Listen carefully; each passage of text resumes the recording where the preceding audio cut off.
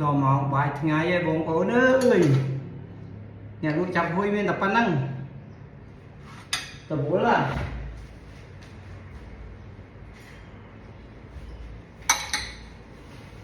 miệng đây lương thắng thế nè luôn chập hôi cho mới tầm hộp đăng này. Hộp vào rút rút mà ngày là phê rồi.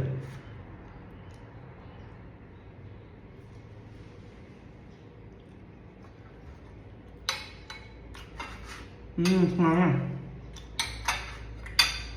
Đại phun không trong phơi lên muối à rồi hộp cái qua xem lên nó tét này khang khéo đời xa khang khéo nó sẽ là kimi rồi làm món cho nó bơm ôn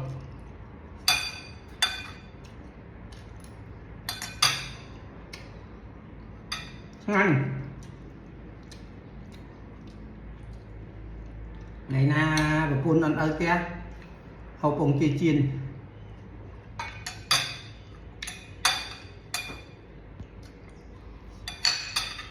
mà nó tuổi máu mà là trong muối rồi mẹ phần nắng cái bông ớt đây